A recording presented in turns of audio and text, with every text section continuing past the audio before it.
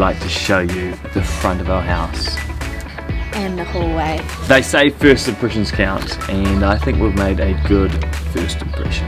When it all started, you could see the potential of the house. Huge like, potential. one of the reasons we fell in love with this house is because it was cute. Like, it had a cute frontage, the hallway, it just needed really some light TLC. So we started the renovation in the hallway.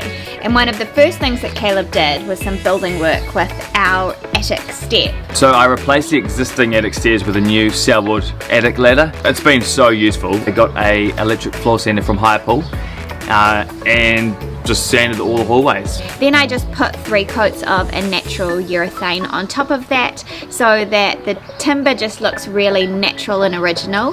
Next up then was the wallpapering, and the wallpapering in the hallway, like, I knew it was going to be bold, but also it was going to be complicated. This is a narrow room with a whole lot of doors and shapes and corners that I needed to cut around. I kind of figured with the hallway, if you don't love it, you're probably not going to love the rest of the house, because there is a lot of wallpaper going on.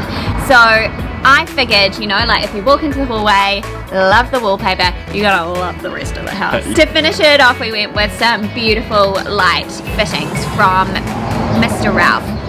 This is an opal shade, so it doesn't take over the space, but with a beautiful brass rod. It looks really sophisticated. There was quite a lot of painting to do out the front. And so to deal with that task, we got a airless sprayer from Highpool. And this thing is a game changer. So honestly, within less than a week, maybe like 4 days, I had pretty much done all of the spraying that I needed to. The picket fence went from white to black. One of the fences I sprayed completely black, got the weatherboards done, and then worked on touching up the windows and doing all of the final details. I was just so impressed about how much time it saved me, but also the finish of it. We also did a front door makeover, and one of the big things on that was installing a Yale Assure digital lock.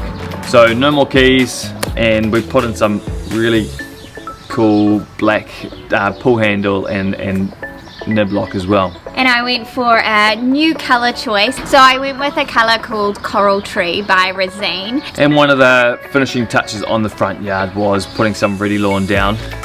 Just went and picked it up. Caleb decided in the morning, oh, I'm gonna lay some lawn today, and then just prepped the space, went and picked it up, laid it, and you know, the next day we've got a beautiful lush lawn. After that, it was just all of the little finishing details.